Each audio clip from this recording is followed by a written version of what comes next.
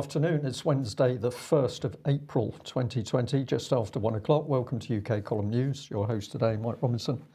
Myself, Brian Gerrish. We're delighted to be joined by Alex Thomson. And of course, Alex bringing us Eastern approaches from the Netherlands. So let's just get straight on then with the latest figures. 873,008 cases just before we came on air globally, and deaths 43,275. Recoveries 184,596 so far. There are still 645,137 active cases globally, of which 611,517 are classified as mild, and a further 33,620 are classified as serious or critical. Now, I just, Brian, briefly wanted to have a look at the sort of statistics in a slightly different way. Well, first of all, if we look in the top right-hand corner, the most recent week of statistics from the Office for National Statistics has been published.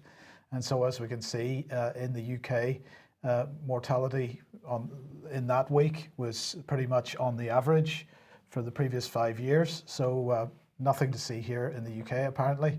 But on the left, we've got a pie chart there showing the total number of deaths in the world since the 1st of January to the 31st of March 2020. And then I just put on there, Brian, the proportions that died of hunger, the proportion that died from dirty water supply, and the proportion that have died so far from COVID-19. Well, I would imagine that people watching this on YouTube will struggle probably to identify the segment of the pie chart which is showing the COVID-19 levels there, because really it is so insignificant. Now, the point I was making, and maybe I could bring Alex onto the program here. Alex, the point I was making on Twitter and Facebook yesterday was, of course, the number of people that have died from hunger. This is generally classed as a third world problem, and we don't need to have to worry about those, apparently. We certainly don't shut down the global economy for those, despite them being significantly higher rate than for the likes of COVID-19. What's interesting, Mike, I think about these statistics is that most of the big killers have, if they've been third world killers mainly, like hunger and lack of access to clean water and HIV/AIDS, they have been championed by charities, which are increasingly questionable ones, championed by the great and good. People can look at Charles Ortel's reporting on that, among many other good reporting strands. Whereas if they're first world killers, like heart disease, for example, or cancers, they tend to be subject to major fundraisers at home. It's like these diseases have been captured, and even non-disease killers like road accidents. There's something untoward and political about this. Yeah, absolutely. And I just want to say once again that, we're not saying that nothing should be done about people that are dying of COVID-19, not at all. Of course, something should be done.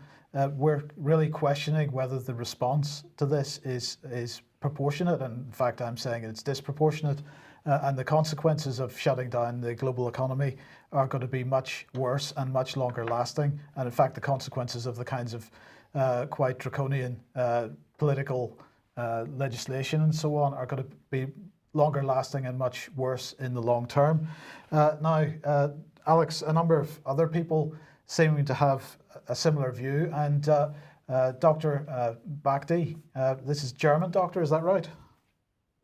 Yes, he's a professor at Mainz University and has a long career behind him as quite a celebrity TV doctor, but a very good quality one, as you'd expect of the Germans, who's been advising on infectious diseases for many years.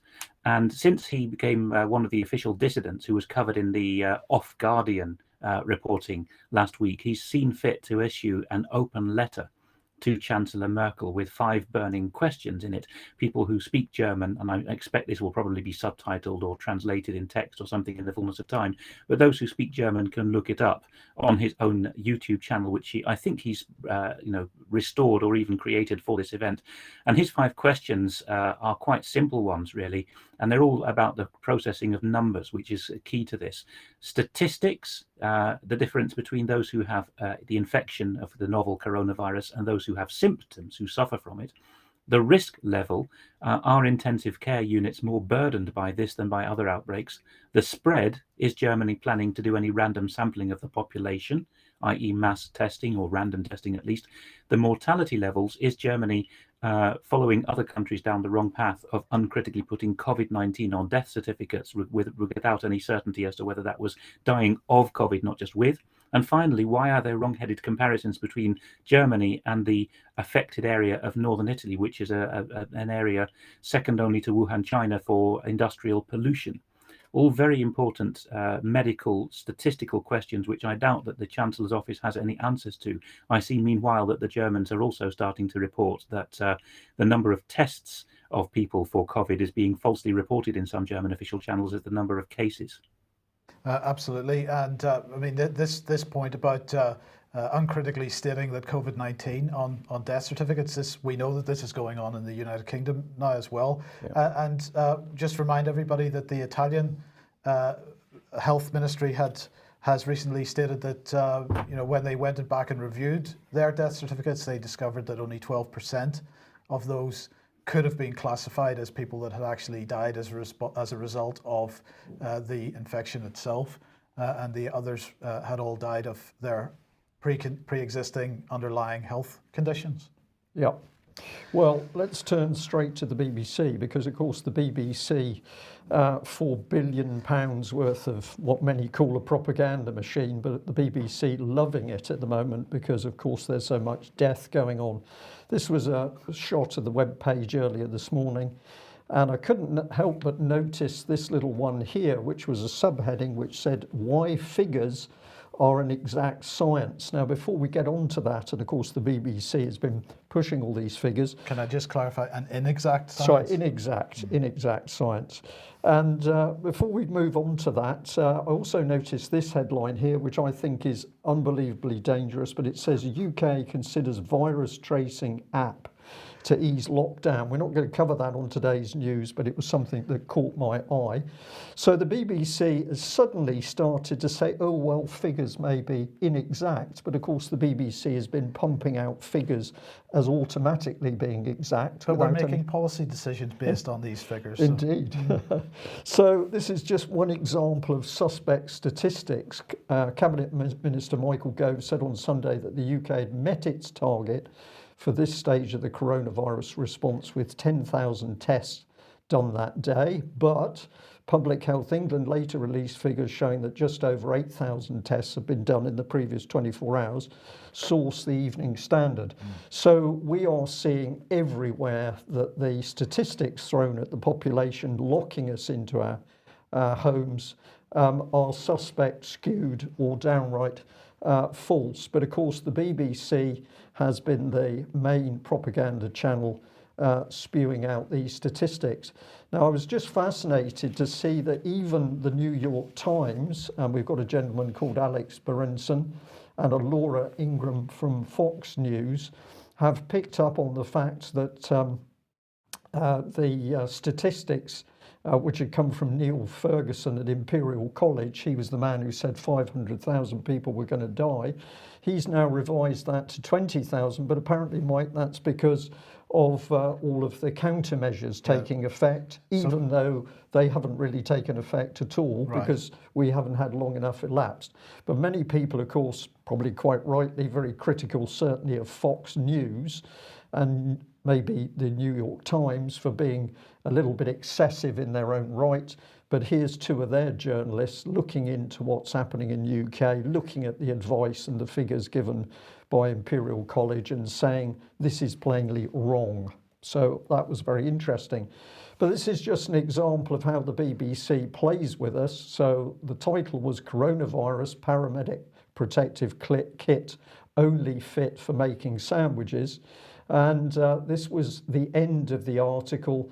And of course, a nice headline there, record-breaking demand, which leads the reader to believe that the record-breaking demand is a result of the situation with coronavirus. And then it's got a message from Miss Lawrence. Well, what are they talking about here? It's this lady who had put out a report. She's chair of the London Ambulance Service. She said she's exceptionally grateful for the work her staff are doing. Over the past 2 weeks, 999 control rooms in London had received, quote, record-breaking numbers of calls, almost 8,000 a day. She said the situation will get more difficult before it starts to get better. As a service, we need to draw on all our strength and resilience to get through it. Now, one of our viewers kindly sent in some interesting statistics. This is London call centre statistics for the year 2017 up to June 2017. There's 3 centres. The first one is Bow. And if we go to a particular day, sorry, just come back to that. I'm having trouble this week. Where are we, Bow? Let's start again. Apologies for that. So here we are on the 18th. We've got 2,468 calls. That's the 18th of June 2017.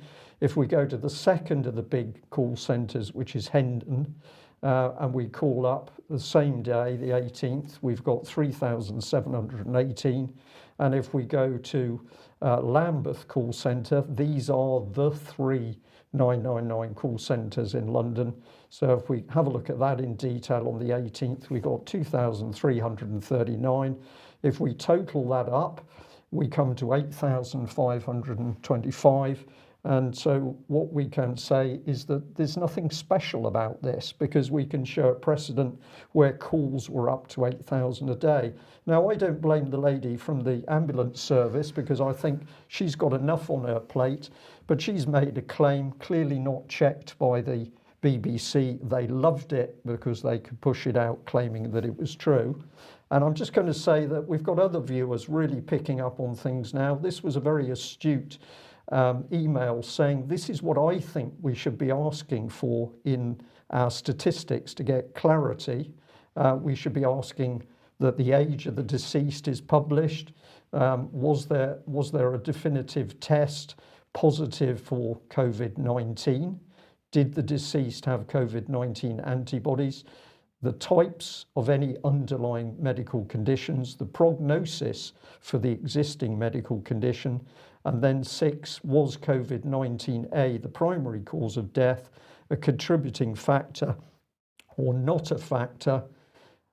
Was the death whilst undergoing treatment, location of death, home or hospital? So somebody's saying we can't really deal with these statistics or believe them unless there's some proper focus on what we need to know. And I thought, Alex, if I just throw that briefly to you before we move on, I thought that this was a very, very astute analysis of what we need to be sure the government is not telling us porky pies. It's the usual European pattern, I think, Brian, that will obtain. As I hinted a moment ago, the Germans are starting to say these statistics stink. And if there's one way to annoy a German, it's to fob them off with fake statistics or massaged statistics. The Brits, of course, are just as gifted in the mathematical and engineering department, but they make less fuss about things. But in time, I think we will catch on to this. Somewhere between Britain and Germany in that scale is America, where I think there's even more noise already going on at the moment about how death certificates are being drawn up. We have seen viewers also send us guidance from the United States Center for Disease Control, CDC, in Atlanta, which is directing its staff to get back in touch with the individual states that have bundled the death reports if there's any doubt as to whether COVID was a true contributing factor or not. Somewhere at the level of real science, I think people are across the Western world starting to say this does not smell right. Yeah, and we'll just mention as before we move on here, Brian. Of course, decisions are being made for hospitals on the basis of the death certificates being signed and the number of deaths and the spread of this disease. And one of the decisions that has been made and is increasingly being made is to suspend treatment for people with other illnesses. So, for example, people with cancer are having their cancer treatment stopped. They're not having operations. They're having chemotherapy. Now, people will have a view on the veracity of chemotherapy and radiotherapy, but nonetheless, people that are in the middle of treatment are having those things stopped in some cases. This can't be right. Now, of course, one of the interesting aspects of this is we are all subject to an interesting political situation. Democracy effectively suspended in the UK as a result of emergency legislation. And we're starting to see a bit of consolidation now in terms of staffing. So let's introduce you to a couple of new people. First of all, here is the new head of MI5. who is the youngest ever head of MI5. His name is Ken McCallum. Now, I should say that this particular image that's on screen at the moment is from evidence that he gave to the Public Accounts Committee in 2013. So he does look a little bit older than that now, but not much. It's believed that he's somewhere in his mid-40s. MI5 isn't saying exactly what age he is because they say that's a security risk. But he has served for 25 years in the security service, most recently as the deputy to Sir Andrew Parker, who was the previous head. He led the investigation into the alleged attempted assassination of Sergei Skripal by Russia, which led to the, of course, identification of a whole bunch of so-called Russian agents and would-be assassins, which everybody was very happy to see expelled from the country. 150 Russian diplomats expelled, if you remember, at the time. He began his career in MI5 in counter-terrorism for Northern Ireland, and then he moved on to Islamic terrorism, and he's also been involved in cybersecurity. And in 2012, he took charge of all the counter-terrorism investigations and risk management in the run-up to and during the London Olympic Games. And then after the Olympic Games, he went off to the Department for Business Innovation and Skills, which is now called the Department for Business, Energy and Industrial Strategy. That's important, as you'll hear in a second. And well, one of his current priorities apparently is enabling MI5 to seize the fast-moving opportunities provided by technology, including machine learning. So that's good. He is a Scotsman, so that's double bonus. Double bonus, absolutely. So that's one of the new faces. Here's the next one. This is Ms. Mark Sedwill consolidating power at the top of the civil service. So this is Alex Chisholm, who's moving into the Cabinet Office as the new permanent secretary for the Cabinet Office. He replaces John Manzoni on the 14th of this month. Well, he's currently permanent secretary for the Department of Business, Energy and Industrial Strategy. So we have two people that have been working in that department, one on whatever the word is, it escapes me at the moment, from MI5 and this gent. Well, this Chisholm here, as I say, currently permanent secretary, and he is going to also become the chief operating officer for the civil service. So this is he is moving into two jobs. So intelligence and the civil service and the secret part of government around the Cabinet Office all blended into one. Well, absolutely. Fused into one, I think absolutely, is the correct but what's language. fascinating about this guy, Mr. Chisholm, Alex Chisholm, is that just like Mark Sedwill, who's taken on 3 or 4 jobs within the civil service, he's taking on 2 very senior roles. So what did Mark Sedwill have to say about this? He was very excited. He said, "I've asked Alex to lead the ongoing transformation of the civil service to further enhance its efficiency, effectiveness and agility, creating the high-performance, innovative and digitally powered service we need for the times that we're in." So, Alex Thomson, what are your thoughts on this? It does look like Mark Sedwill is putting his placemen into place. Well, I do believe, of course, in meritocratic appointments, and it is genuinely good to see some Glaswegians of the younger generation as well overcoming the snobbery that there used to be in the intelligence service and breaking in. I'm slightly reeling from shock that somebody who would have been an MI5 desk officer when I was a GCHQ desk officer, both in our 20s, and both in similar areas of work, although I didn't know him, has now risen to be Director General of the Security Service. That's something I would have thought would have taken another 15 years for someone of my age to get to that level, but perhaps they're getting very keen on younger appointees. What you've outlined there basically revolves around it's a particularly MI5 strategy more than the other intelligence agencies, which I was aware of from the early 2000s onwards, which is that what they call the A-list companies become clients, basically the monopoly corporations or the cartel corporations, better way of putting it. They become favored customers of MI5 intelligence, not the intelligence reports written for government, but kind of security advice, keeping your systems safe, vetting your personnel, a symbiotic relationship between them, which, sorry to make a hackneyed point, but the only example I can think of which is parallel with it is Mussolini's Italy and the early days of the Third Reich in Germany, where the corporations, the ones that really matter, form a fused part of government at the intelligence level.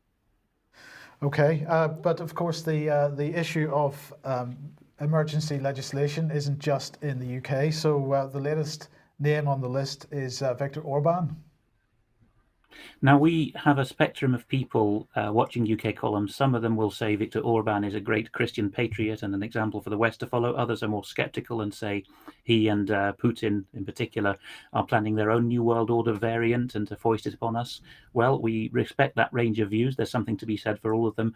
But here, I'm afraid, we see something of the knee-jerk reactions of Hungary and how we cannot just seek our salvation in other models such as Hungary or even Italy, because each country has its own set of reflexes that come to the fore in a crisis like this. Now, the Hungarians have been frontline state so very often in the past against very many emergencies, and so their own response at times like this, even though they had a government with a House of Lords until 1944, you'd think they were very pro-British and a British-style government, but they've gone straight to more Germanic than the Germans here. They have decided to rule by decree. And what's really worrying in this particular article in Hungary Today in the English language summarizing it is that the bill has garnered distrust over the rule of law and the freedom of the media, because one of its provisions is that you can be jailed for up to 5 years for so-called fake news spreading. Now, how that is to be defined, I haven't been able to scrutinize the text of this act yet, but it's obviously going to be applauded by governments such as ours, and some form of it is likely to end up in the mix in a Brussels directive or in British legislation. Okay, thank you for that. Now, if you like what the UK column does and you would like to support us, then please head over to ukcolumn.org/community. There are options to help us out there. Your help much appreciated, and I'd just like to say a huge thank you to everyone who has done that in the last couple of weeks. Welcome, and thank you very much. It's much appreciated. Now, Alex, moving on, the question here is Scotland abolishing juries? Is this part of Scottish emergency legislation then, is that right? It is, Mike. Now, Scotland has already gone further than England, Wales and Northern Ireland in another regard, which is Section 34 of the massive, thick Coronavirus Act, which, as some of our correspondents have noted, could no way have all been written as a response to the immediate medical emergency. It's over 300 pages long.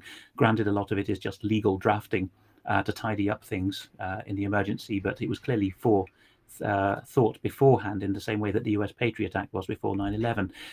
So already the Scottish ministers have got this provision of Section 34 in the UK-wide coronavirus bill, which allows them to allow for obligatory vaccinations. That's worrying enough. But here we see that Humza Yousaf, the celebratedly dense Scottish Justice Secretary, has announced to the world on Twitter that he is going to, well, he doesn't say abolish, he's going to say suspend for the length of the crisis, solemn trials, that's the Scottish equivalent of felony trials, with a jury. And he follows up, people can freeze the screen and read his comments. And if you go to the next screen, he finds himself locking horns with someone of his own background, actually, another Glasgow Pakistani, Amir Anwar, who is a celebrated criminal defence attorney in Scotland, advocate as he would be called in Scotland, who is really giving it both barrels and telling Humza Yousaf that this is an abolishing of 600 years of Scottish liberty. And of course, Humza Yousaf is having none of this. He's saying, I'm talking to stakeholders about it. But it is an extremely serious measure. And for the following few reasons, I'm going to explain why this has perhaps come in Scotland earlier than it will do in England, Wales and Northern Ireland. First of all, to keep it relevant, though, why do we bother about juries? A lot of our viewers live in civil law jurisdictions where they've never had jury trial. Well, a very new interview, which has garnered over 40,000 views in the first day and a half, will explain this for you. In the middle of this 2-hour interview on satanic ritual abuse by, I would say, the world expert on it, who is Wilfred Wong, which has just gone up on Sean Atwood's channel. That's SHAUN, Sean Atwood. You can see the YouTube video there, and people can freeze the screen and have a look for it. In the middle of that, we already learned what we have lost, because around the world, family courts, which is a new concept since about the 70s or 80s, no longer have jury trials. And what Wilfred Wong points out in that quotation, which people can read, is that as a result of that, if you have a bent judge or a Satanist judge, we know such people exist, then as he points out in that quotation, perhaps Brian can read it to me, it is so much easier to wreck someone's life than it is with a jury. I don't know if Brian's able to read that, or perhaps Mike. The on-screen quote is, why can't we have a 12-person jury in the family courts? One could argue that what is at stake here is even worse than a loss of liberty, it's the loss of your own children. The corruption of judges makes it easy to corrupt the family court because you only have one judge making all the decisions. These life-changing decisions in the family courts are made by just one person, one judge, not even another judge to act as a foil to that person's thinking. So we need the juries to sit in the family courts as well, and it's going to be very difficult for anyone who wants to sway the verdict to rig the juries. So quote direct from Wilfred Wong. Yes, so it really is as serious as that. Now, perhaps we can shuffle the order because I've lost the image. So if I call back in 30 seconds, I'll be able to see the rest of the slides while you do something else. No, well, I think we can't really do that, Alex. So I'll tell you the next one is Scottish jury history, and it's standard undergraduate guide. And it says here, members of the public sitting as juries perform a pivotal role in the Scottish legal system, particularly in criminal matters. The premise behind the role of juries in criminal trials is that of a party that has been excused of a criminal matter for which he ought to have been punished by society, then his guilt should be determined by his peers. The jury thus is seen as a cornerstone of a civilised criminal justice system. Of course, as noted in Chapter 3, juries do not sit in less serious summary criminal trials in the sheriff and district courts where facts are determined by the judge. Thank you for reading that. So if you help me with the slides, we'll get through this just fine and efficiently. So even the general guides given to undergraduate students for Scots law, in this case a book written by two Dundee academics, is pointing out that on the criminal side, because obviously family law is the civil side, on the criminal side, trial by jury has been a much more entrenched feature of Scottish law than it has been for criminal cases. And it is unthinkable to remove it. You know, a lot of the general guides to Scots law, just as they would do for English law, US law, or any other common law jurisdiction, say that jury trials are an absolutely sine qua non element. Here's another example of that. Here's a guide to world history by Clive Ponting, a very fine man who started off as a Ministry of Defence civil servant, and he would not have been able to write that book if it hadn't been for juries, because when he brought out the government's lies over the sinking of the General Belgrano during the Falklands War, he had a judge unlawfully directing him, in England this was of course in 1984, directing the jury to condemn him to jail for breach of the Official Secrets Act. And the jury spontaneously decided, this is the importance of jury nullification, that it would not be right, it would not be equitable to send him to jail for a public interest disclosure. That's just one more example of that. Another is Catherine Gunn, my former desk colleague at GCHQ, who whistle-blew about intelligence collection leading up to the Iraq War, which was very contrary to international law. And in her case, the Crown Prosecution Service had to drop the case before trial because they knew no jury would convict. This is another example of what is being lost if we lose jury trials. Absolutely. And then you've got a section here on Scottish jury history from the Michigan Law Review. Yes, the one that's on screen there is very important for people to read, because here an American at the US consulate in Edinburgh in 1907 is writing back. There was a long tradition of this in American 19th, early 20th century legal scholarship. They would go out and analyse Scots law and write back home how good it was. And what's found there by a gentleman called Rufus, I forget his surname, Rufus Fleming, is that the Scots were already reducing juries, the use of them. And in fact, for civil cases, there was a long period where they were not used. Yeah, so I'll just add there, it said their trial of civil causes by jury was reintroduced after long agitation and against considerable opposition in 1815. Okay. Yes, the key point there, of course, is exactly that there was a claim at the time that Scotland had never had juries for civil trials, and it takes American scholars to look into Scottish history and say, no, of course they did, but in the 17th century, under European influence, the Scots dropped it. And to this day, professors of law at Scottish universities will call this Whig nonsense and fake history, and claim that Scotland never had civil trial juries until 1815, but it did, just before the Act of Union. Okay, and then we've got a section here on the Long War and juries beginning in Scotland again. This is Christopher Gann from Aberdeen, and this was written in 2001, is that right?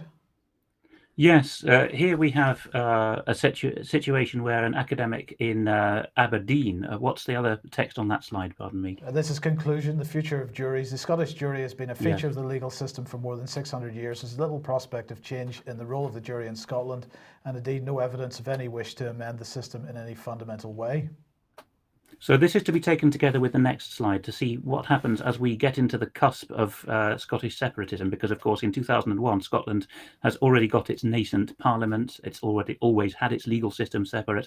2001 is 2 years into the new experiment of Scottish self-government, and at this point Christopher Gann at Aberdeen, these are all leading legal authorities, is saying there's no conceivable way, just like that 1907 American commentator Rufus Fleming. So 2001 the Aberdonian scholar is saying that there's no way, writing for an international audience in a criminal law journal, no way that Scotland would do without juries. It's just a fixed part of the system and the guarantee of liberty. However, 7 years later, on the next slide, on the left of the screen, you will see a blue PDF report cover which the Scottish government brought out. By this time, the Scottish National Party had unexpectedly taken the government over from the Labour Party, and it wished to go completely EU and, of course, independent from Britain. And in this context, one of the things it did the year after gaining its majority and forming a government was to put out this paper prefaced by the then Justice Secretary Kenny MacAskill of Lockerbie fame, saying, well, of course we're not going to abolish juries, but we do wish to minimise the numbers, and we do wish to minimise their use, and we don't wish to have them in this context and that context. And on the right of the screen, one of you can read out the rather withering response in the conclusion, which the same academic has when he's reviewing this odd paper in a scholarly journal. Right, it says this is a rather odd paper because one might have expected a fuller and better informed discussion of the issues. While I appreciate the need to make such consultations accessible to the public, there is purely a duty to present some kind of reasoned analysis of the issues and the evidence. And that's Peter Duff, University of Aberdeen. Yeah, so you can see that the eyebrows are starting to be raised here as the SNP takes over the government. What exactly are its plans for jury trial? You can see the curtailment, and this is in the interest of the whole of the UK, as you'll see shortly. The curtailment encroaches. I think the next slide is the University College London slide. Yeah, is that so this correct? is UCL England gets involved. How should we go about jury research in Scotland? A response by Professor Cheryl Thomas, Director of UCL Jury Project. Now, obviously, even our foreign viewers will know that University College London is not in the jurisdiction of Scotland. It's in England, a separate jurisdiction. But UCL has arrogated to itself for quite some years the task of researching and advising on the future of constitutional law, including such things as jury trial. And as part of this process, UCL are getting very fed up because the strict Scottish interpretation of the UK-wide 1981 Contempt of Court Act, which tidied up things. This was a year after Scotland abolished jury trials at sheriff courts for civil matters. So that was, another way of cutting them one layer at a time from bottom to top. The year after that, Scotland said, okay, contempt of court means you cannot do any research on how juries make their minds up. And because this tees off the people at UCL who want to be the English-speaking world centre of excellence on judicial research, they say, basically throw their toys out of the pram and say jury trial isn't fair anyway, hinting darkly, although they have no real jurisdiction in Scotland at all. And after that, I think we get a 2011 slide. What's on that? No, this is the Abusive Behaviour and Sexual Harm Scotland Act 2016.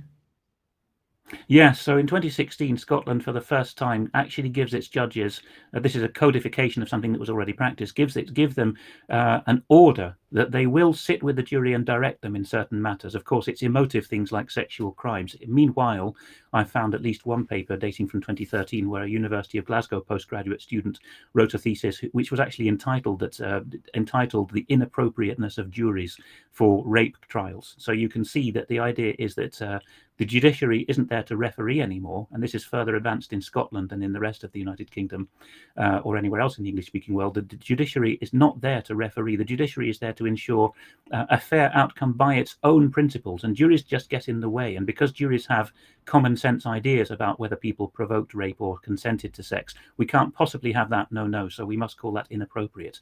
And in the same trend, things go on. So we've got that 2016 legislation ordering Scottish judges to direct the juries in certain ways in sexual offence trials. Yeah. So this is a very dangerous precedent, and let's follow it through with other things happening in UK. Again, one of our viewers pointed me at this slide, which is going back to September last year and the hoo-ha around Brexit.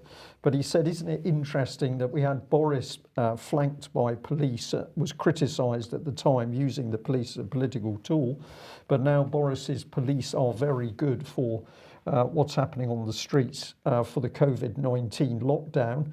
At the same time, the National Police Chief Council is announcing that they're bringing in more police and more special constables, and they're asking companies to release special constables from service so they can get them onto the street. And it's saying that the police are going to encourage voluntary compliance, Mike. So that'll be a very interesting one. And this one was also sent in to us. It's an automated response from Derbyshire Constabulary. Just fascinating. This is the line here. What does it say? During the coronavirus pandemic, we are required to take unprecedented steps for our county, region and country. We urge everyone to help protect themselves, their families and the whole nation. Please follow the, quote, direction of the Prime Minister to stay at home to save lives. I put this title on, and I think it's appropriate, One People, One Reich, One Führer, because we're now being told by the police to follow the direction of our leader. Is it law? Well, it's not law, and this is something which is causing many people, even within the legal profession, a lot of trouble. They're speaking out about it, that the police are not following the law when they make their decisions. They're making things up arbitrarily. So with that in mind, we want to show a little bit of video here. It's going to be pretty self-explanatory, so let's have a listen to this and then we'll ask Alex for his thoughts on it. Well then, right, what do you want to say to it? So, as my colleague said, it's a public order complaint. Somebody has made a complaint that you've acted in a manner causing them harm, alarm and distress. Alarm and distress in what way? So that would be part of the allegation that you get to hear. Yeah. As my colleague's asked, I'm inviting you to attend an interview at Winton Police Station on Friday so we can investigate. I'm happy to give you a statement. I'm not going to go for an interview. Okay, well, it would be an interview. It would be a recorded interview under the Police and Criminal Evidence Act. I'm not really happy to come to the station for that. It's ridiculous because Okay, all I haven't actually done. If they've got some proof against me and they can show you any evidence I've done anything wrong, then yeah, come to the station. Otherwise, I'm not going to bother. We have got evidence from them. We've got statements and videos. Videos. What am I doing in them videos? Because that's something that you'll have the I've got the opportunity to videos see. too, haven't I? Them putting tickets on all innocent people's cars when everyone's in quarantine with their kids and you can't leave your houses. Okay, brilliant. Okay, so there's the opportunity for you to see that evidence when you come for your interview. So Cool. the only other option, as my colleague was surely about to explain, is that if you don't come for an interview, we need to conduct the investigation. We can arrest you on suspicion of a public order offence and then take you to the interview. Cool. We don't When are you want to going to do that? Sorry? When are you going to do that?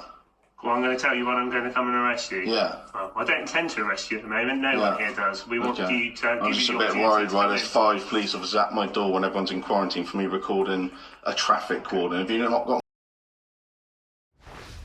So 5 police. Now, Alex, the first thing that struck me there was that the policeman that was speaking to the gentleman didn't take his hand off his taser the whole time, so he was clearly ready to react in whatever way he felt was necessary with his taser.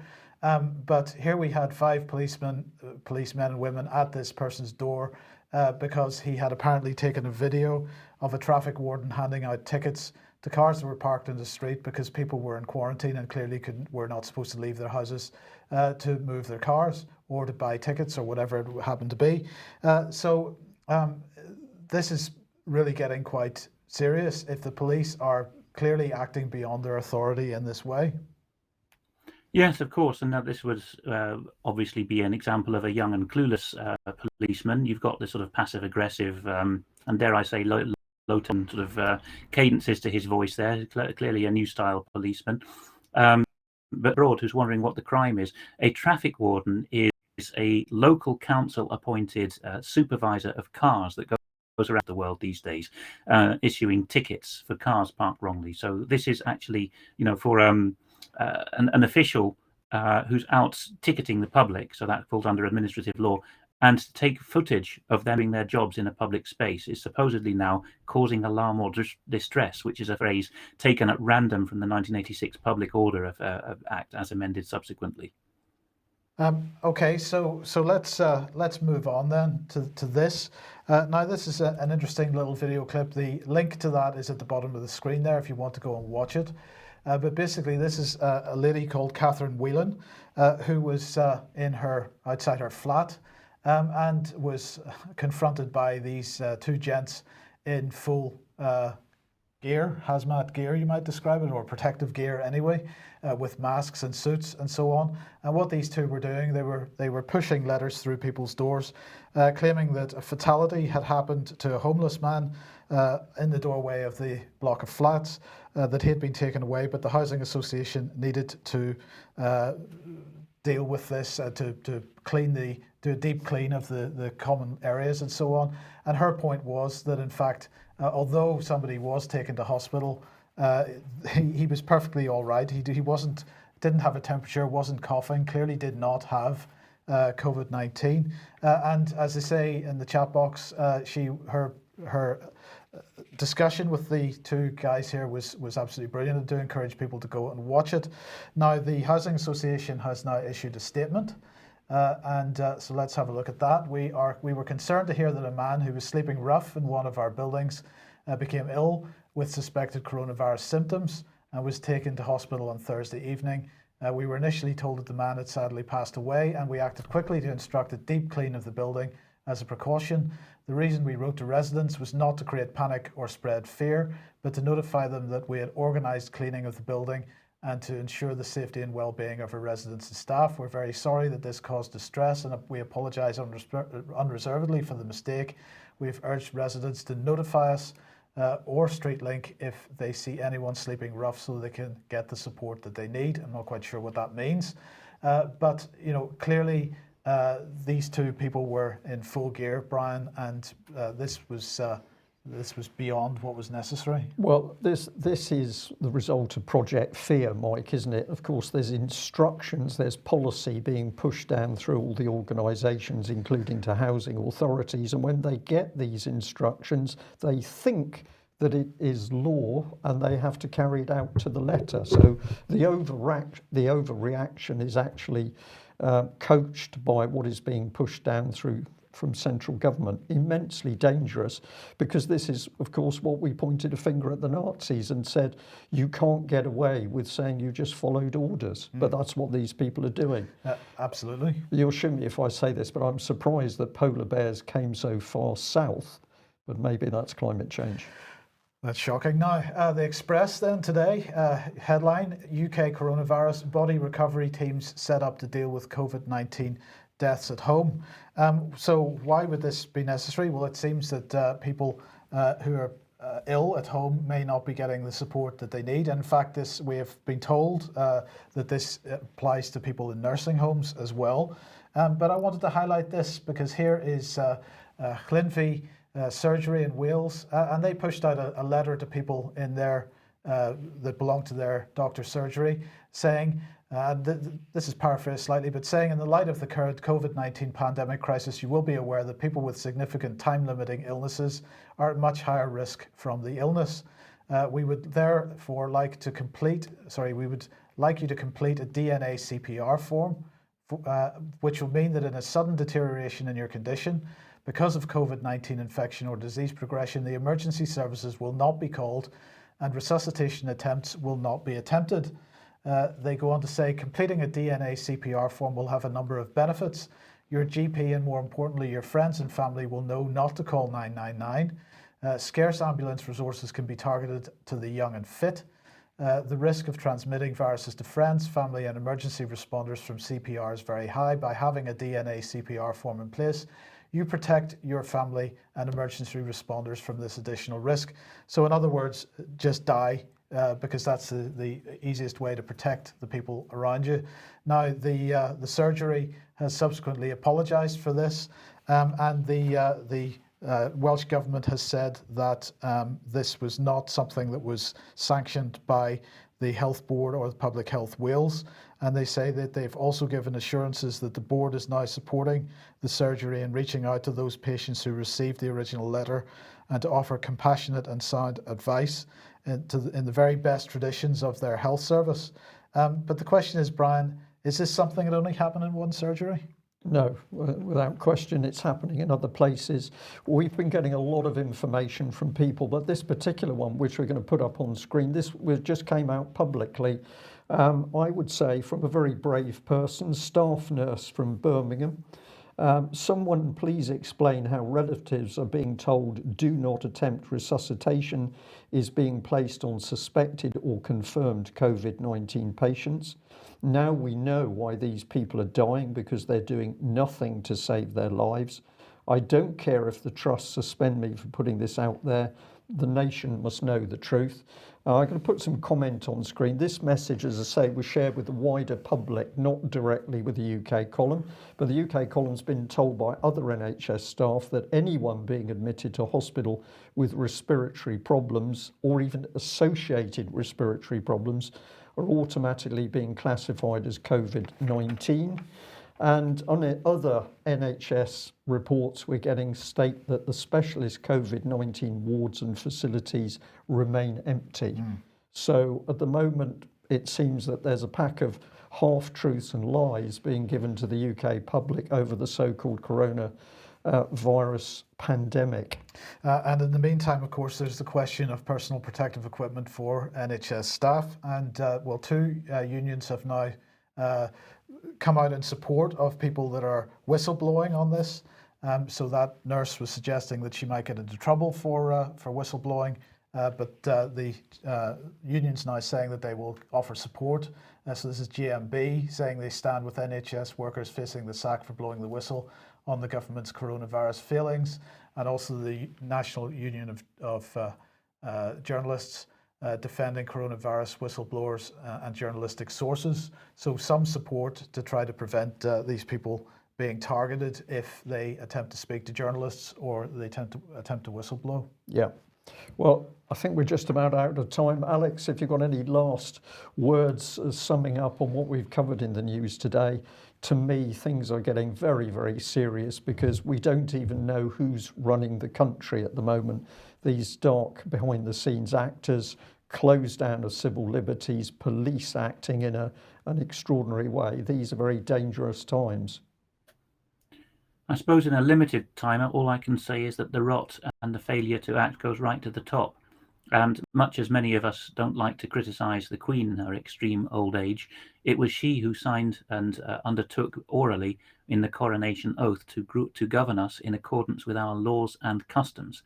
All that we've reported on today is examples of things that were already in place, particularly the mindsets. These were already in place before the current crisis, and that's true of all the shocks and crises of the last generation, after which there's been a sudden flurry of legislative and regulatory response and new police and health instructions. They've all come out of a ready-made can, and they've been there because the Crown and its agents have failed to uphold the coronation oath, particularly the undertaking to govern us in accordance with our laws and customs. Otherwise, we're no better than a Hungary or a Belarus ruling by decree. Yeah.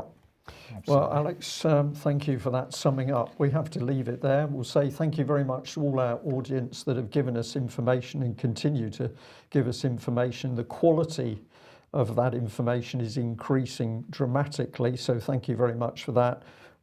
Please keep passing it in because it's helping to put a very interesting picture together. We'll leave it there. If you're locked up at home, do take some time to get some sunshine, and of course we know what the rules are. You can get out and exercise. Please don't be intimidated by very young and unwise policemen and women. We'll leave it there. Thanks for joining us. Bye-bye. Bye-bye.